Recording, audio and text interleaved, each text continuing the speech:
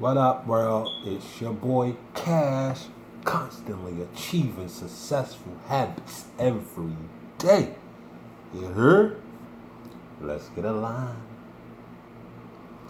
So today, we're going to talk about never letting your emotions override your intellect. I'm going to say that again. Never let your emotions override your intellect. What do I mean by that?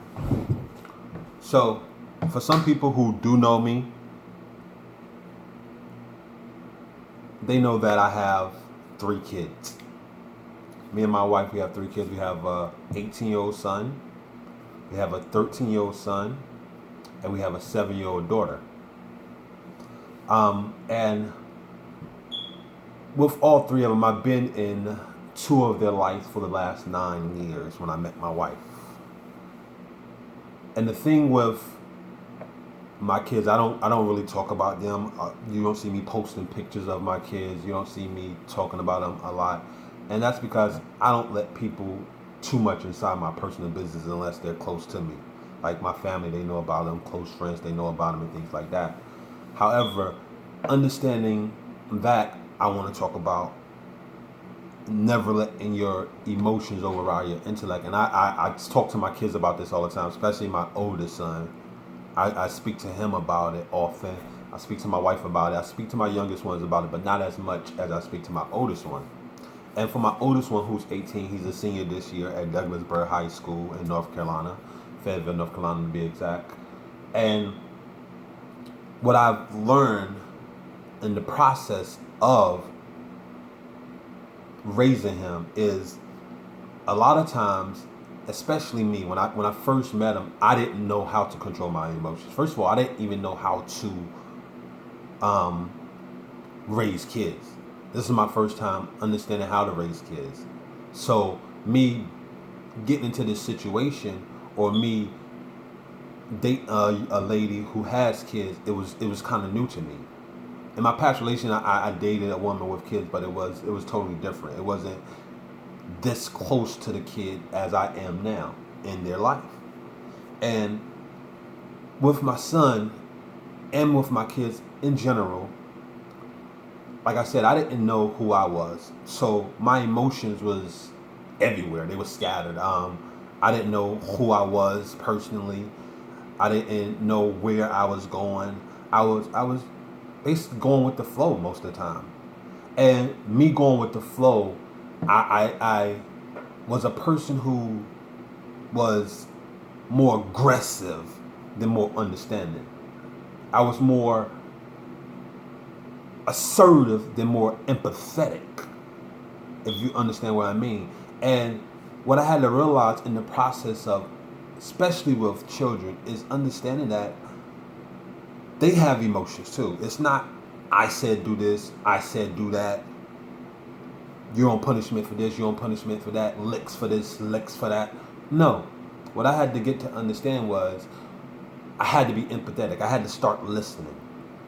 And I had to start listening from his standpoint and their standpoint of things, instead of from my own autobiography and trying to put my autobiography and compare it to what he was going through. I had to remove myself from the situation of what I went through and stop giving my direct insight of for what I learned from it or for what I did with it, and learn from him. And that took me understanding that I had to listen first before I could understand what he was going through. I had to be empathetic to his needs and his wants before I could describe what was the prognosis. Because a lot of times what we do is we give a prescription without giving a diagnosis. And without a diagnosis of the correct problem or the correct medicine to give the person or the correct knowledge to give them, and just giving the prescription of what you think is the correct thing, can sometimes have a negative impact. So in the process of understanding that, I started listening to him. I started coming to his world and wanted to hear his part about it and wanted to hear what he felt about it, giving him the opportunity to indulge in a conversation where he was being listened to more along the lines of having an ear instead of him being listened to more along the lines of me just ready to answer. Because a lot of times what we do is we are talking to people just for the intent of answering the question, not the intent of understanding what the person needs or what the person wants or even what the person is going through. We're always subjecting our own ideologies on them instead of understanding that their way of thinking and their way of life and their experience is not the same as ours. So what I started doing was I started stepping back because I had to understand that as a child needs someone to observe them. You need to observe a child. You need to listen to them. You need to direct them in a correct manner, which is conducive to their well-being. And in doing that, I started building a bond with him by letting him be honest with me and direct with me. Because at one point in time, it was when I would talk to him, he'd be like, I don't know. It was good. Like if I would ask him a question, it'd be, okay, I don't know. Yeah. It was 1 word, 2 word answers. But when I stopped directing my own autobiography on him and started listening to his autobiography and his ideology, he started to open up more. He started to want to talk a little bit more. And the thing is with us, a lot of times with our emotions, we tend to think that we have the best prescription for them because we are adult or because we've been through more or we think we know more. When in the end of the day, a child can teach you as much as an adult can teach you, because a child or a young adult or a teenager have this perception of the world that hasn't completely been diluted. A lot of times we've been diluted through the pain and the circumstances and the ideologies of other people and the teachings of other people and the methodologies of everybody else, and not trial and error. And when you go through trial and error and you understand that trial and error is you get up, you learn from it, you do it again. You get up, you learn from it, you do it again. And it's a process. And in the process of understanding that, the process is also, I don't want to say control your emotions, but observing your emotions. And when you learn to observe your emotions, you learn to separate yourself from the problem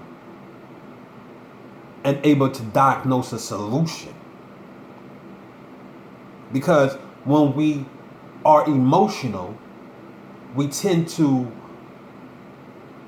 be very aggressive, very angry, and not very well at articulating what the person's saying from an empathetic or from a loving standpoint, but from a thought and logical standpoint. Because when you put yourself in somebody else's shoes, you start to understand what they are feeling. It's not the words that they are saying that they might be trying to convey, because the words that they might be conveying might not be accurate because they don't know how to convey it to you. So when you put your emotions to the side, you start to listen with a different type of hearing. And there's a saying is, learn to listen and you will listen to learn. And when you listen to learn, you will start picking up different trinkets here and there of what they're trying to tell you or what someone is trying to tell you. Even in my relationship with my wife, on understanding her emotions and understanding what it takes to be a husband. And me understanding what it takes to be a husband it's been a process. It's been difficult.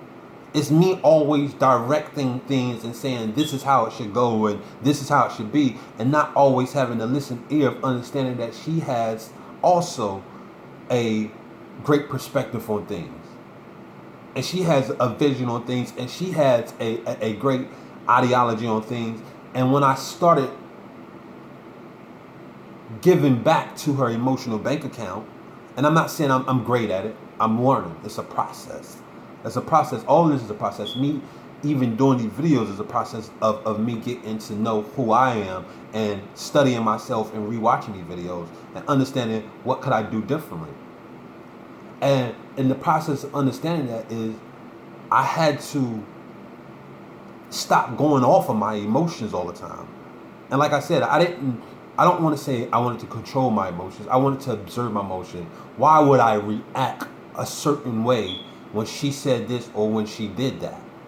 Why would I get upset if something that she felt the need to do and I didn't like it? What was it about me that I need to heal within myself that I can be able to keep going forward and have the unconditional love that she needs me to have, instead of having conditional love and having these certain conditions of, if you do it this way or if you do it that way, then I'm able to understand it and not tone you out. I had to remove myself from understanding that it wasn't all about what I thought the solution was, but how she thought, what was her uniqueness in the solution. Because when you start to understand emotion, you start to mature.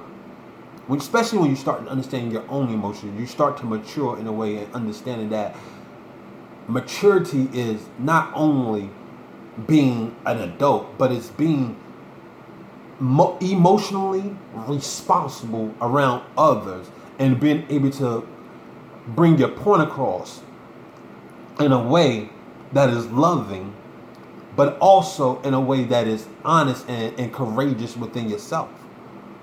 And understanding that is also understanding it's a win-win situation.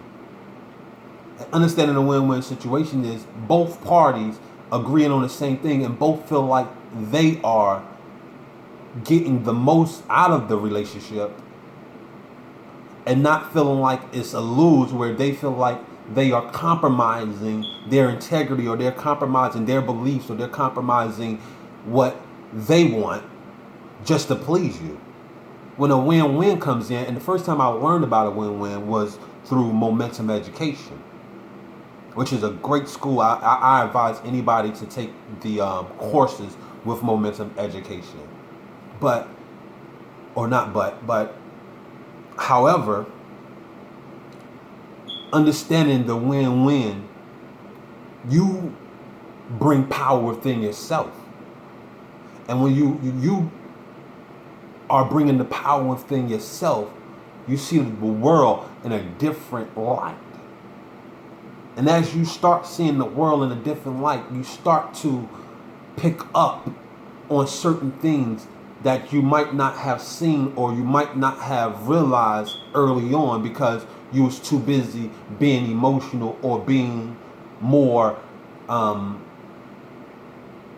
distracted from it instead of paying attention and being present. When you're present with your emotions, you get to understand that how you live your life and how your life becomes is a part of your reactions, or you're being proactive, not reactive, but being proactive to the situation to find the best solution that works for everyone. Because when you're reactive, you're more going on the direct of your emotions, which might be a spill off of something that happened to you in your past that you're giving and you're putting on somebody else that is not helping them but doing more harm to them. But when you're proactive, you take a step back and you understand what is it that I can learn from this situation, but also what is it that I can give this person that can give them a more productive life to live or to lead. So me understanding never letting your emotions override your intellect is understanding that you don't always have to go first head of jumping out there and saying how you feel, but taking a step back, thinking about what can I say best that will provide the nutrients and that will provide the love or the nurturing that is needed and the process of that person's growth. And I'm going to sign off with that because I have a lot of different things that I want to talk about, but it's going to jump back and forth. So I thank y'all for listening. I appreciate it. I'm going to sign off. You already know it's your boy Cash, constantly achieving successful habits every day. Yes! Wait, y'all hear that? Y'all hear that? Greatness, greatness, greatness. Yes!